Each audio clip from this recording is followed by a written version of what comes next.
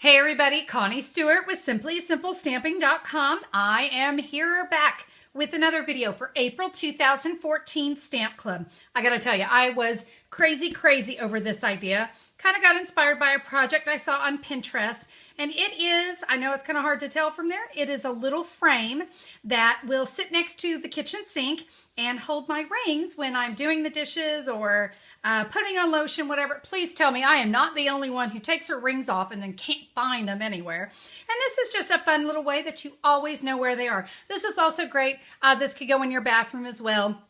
At the end of the evening when you take your rings off before you go to bed, you always know where they are. So let's go ahead and get started with our super fun project, another gift idea for mom. Okay, we're actually going to begin with the Simply Pressed clay flower because it does need some drying time, and so we want to start with that. Now, I will tell you, actually, when I say drying time, I'm talking overnight drying time. If you've not used the Simply Pressed clay, it's super easy to work with. You don't have to sit there and knead it. It's very soft. I have got the Blossoms, I believe it's called Buttons and Blossoms, the little mold. There we go. I'll get it right. Yeah, that mold. You're going to take a piece of the clay. You notice it's really not much. Press it down in there. If you have too much, no problem. Just pull it out. Take a little bit out. You don't have to re-knead it. You don't have to knead it at all. It's really that easy. Can you see how that goes in there? One thing before I forget, and I have forgotten, this has a little Ziploc seal. Make sure it's sealed, and this is why I say, yes, listen to me, because I realized I had not totally sealed it, and I ruined, about that much of the clay. Luckily, everything else was still good, but you know how it goes. All right, so I've got my clay pressed down into my mold. I've got one of our silicone mats here. This makes it really easy. I'm going to press the mold down on the mat and peel back. And guys, that's really all there is to it. At this point, if you'd like, what I prefer to do is I make up a whole bunch of these. And you could do all three at the same time and press it and peel it back. But get a bunch of them made, because when you want these flowers, it's so much easier when they're already dried and ready to go. Now you won't have to wait that 24 hours for it to be dry. So make them up, have them always ready, and now we're going to color our flower. Okay, so I've got a flower that's already dried. I've got a little piece of scrap cardboard here I'm going to put underneath me. There are a lot of different ways to color your Simply Pressed flower once it's dried. Again, this one, 24 hours and you will be good to go. It's still soft. It's also very lightweight, so it's great for cards and things too. I'm going to go with the re-inker technique, a little bit different. If you were just doing one of these, you could take it and just press it down into an ink pad. I'm going to use a sponge dauber and straight up re-inker on mine. And so, you know, before I do that, I want to let you know a couple of the things you're going to want to have ready. And that is some clear embossing powder and a heat tool. So make sure you've kind of got those ready to go, and you'll see why here in a minute. Okay, I'm going to take a couple drops of re-inker and just put it on the end of the sponge dauber. And to start, go ahead and get the edges. It's just going to help you to make sure you get all your edges. And you can see I'm going to kind of press that re-inker down into the crevices. Might have to add a little bit more, and that's okay. Again, you may have seen, like in the catalog, they show adding the re-inker to the actual clay. I got to tell you, I really had a struggle with that. It was not easy to do. So once I've got all my re-inker pressed down in there, I'm going to come along with my paper piercer tool. And you can see I'm kind of coming at an angle. I do that because I don't want to go all the way through. I'm going to press that into my clear embossing powder. Yeah, you can't see it, and that's okay. We're now going to come in with the heat tool and heat set this. Now, as you do this, you're just going to kind of move your flower around. It actually goes pretty fast. The reason I like to do this, one, it makes this flower shiny. Can you see? I'm going to try to zoom my camera in so you can see this. But it gives great shine to my flower and makes it so that it's not dull. You may have also noticed actually just the plain white flowers are also very pretty, but I really like, check it out, all that great shine. Now this is going to be hot, so we're going to set that aside and not touch it. All right, well now it's time to work with our actual frame. Now, the frame that I'm using is a little 2x3 frame. You can see I found it on a clearance rack. I mean, hey, that's great, right? And I didn't give you measurements for your insert, mainly because every frame really could be different. So just pull out your little base piece in your photo frame. It's either going to tell you it's a 2x3 or a 2.5 by 3.5 or whatever it is. This one in particular with the sticker, I'm not too worried about it. We're actually not going to be using the glass. We will stick it in the back, but we won't be using it. So I'm going to set that off to the side for a moment. And I'm going to come in. I got a piece of designer paper that I've cut 2x3. I have a piece of chipboard. This is actually that white cardboard that comes behind your designer paper, which, hey, if you're using designer paper, you already have this. So I've cut that 2x3. And I'm just going to adhere this onto my little piece of cardboard here. We're going to make some markings on where to put our brads that are going to be our hanging pieces for our rings. Now, I made myself a little template. You do not have to do that. You can actually just come in and measure, but this is 3 inches long, so I made a mark at 1 inch and 2 inches, and I believe I'm about 1 inch down. So I'm going to make myself just a little mark right there. Again, this, I just kind of made myself a template. It made my life a little bit easier. I'm now going to come in with a hole punch, and this is a oh gosh, what is this? This is one of those 1 1/8 inch, I believe. Yes, 1 1/8. So you can see I've got my holes poked in there. Now we're going to get a little creative.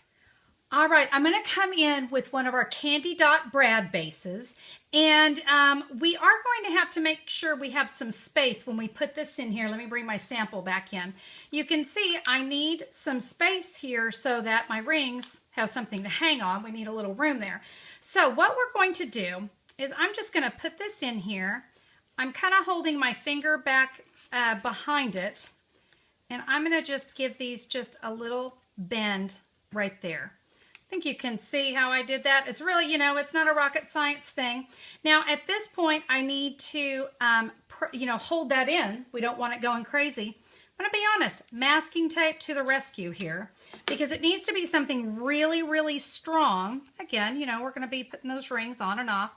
I'm going to hold my paper like so, and then press that masking tape on there really, really well. So I can see my little brad's going to hold up just fine. We're going to repeat that on the other side.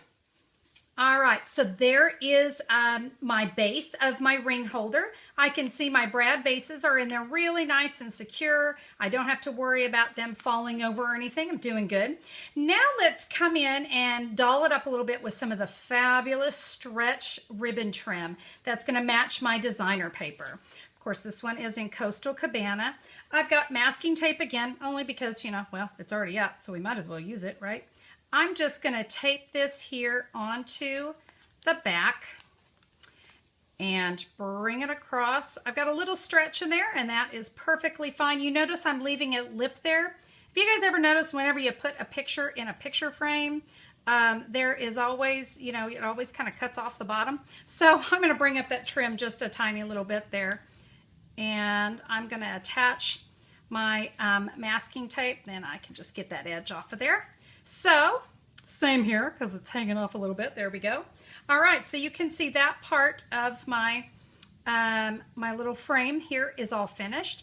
I'm going to go ahead and put that into the frame itself. This is the other great thing. You can really adjust that trim at this point. Now, I did tell you to hold on to that piece of glass. We do need that. So I'm going to put that in there because that's going to give me the bulk that I need so that my backing will fit on there. So, hey, we're doing good. Look at that. The base is done. We're now ready to kind of decorate it up, make it a little bit cuter. Okay, now I want to bring my sample back in. I did use the actual candy dots in my original, but for this one, for the video, just so you can see some different ways to use it, I'm going to come in with the rhinestones. I'm going to use these largest ones here. I like to use my paper piercer to pick it up. And, you know, it just adds a little more bling to my project. And, you know, rings, bling, yeah, they kind of go together, don't you think? Okay, I've got another piece of the cardboard. This can be any piece of scrap, but this is the white cardboard from our designer of series paper. And you notice there's a dull side and a shiny side. I'm going to come in with the shiny side, and I stamp the word fabulous. And I'm going to come in now with the itty bitty banners, framelits. You can just kind of lay that on there. Again, keep in mind this is just some scrap. And you kind of line your framelit so you kind of get that nice little curve going. We're going to run that through the Big Shot machine. And yes, a framelit will cut through that backing cardstock, or cardboard, if you will, from your designer series paper. So you're going to run that through. It's going to look like this, and it's going to look, what? Yes, fabulous. So now we're ready to start to really put our project together and really doll it up. So I'm going to come in, I've got about 3 inches here of our white grosgrain ribbon. I've got my flour that's all good and dry, so it's ready to go. And we're just going to do a little bit of work to put this together. I'm going to take a little dot of snail just right there on my ribbon. Don't worry, this is not holding it on for all eternity, just while I work with it. So I'm going to put some snail there so I can fold my ribbon over like that. I'm now going to put a little bit more snail here on it and attach my flour. I'm going to kind of get an idea of where that's going to go. Yeah, I like it. So now let's add a little bit of snail to the word fabulous. Again, keeping in mind, not holding it for eternity, just long enough for me to work. So I'm going to kind of decide where everything's going to go. I'm happy with that. Now let's come in and bring the dun dun dun, the hot glue gun. You guys know I don't have good luck with hot glue, so let's just hope for the best today. Okay, really, actually, I do have this on the cool temp, so we're all right. I shouldn't burn my fingers. Guys, so easy. Dot of hot glue. By the way, you notice I've got my silicone mat underneath me because that's crucial in my opinion. And now I just come on. I'm going to add that. Get rid of that string. Don't worry, when it's cool, it's going to come off great. And we have yet another fabulous gift for Mom for Mother's Day. So when I take off my rings, I know I can just stick those right on there, and I always know where to find them. What do you think? I gotta tell you, this is a project I made quite a long time ago.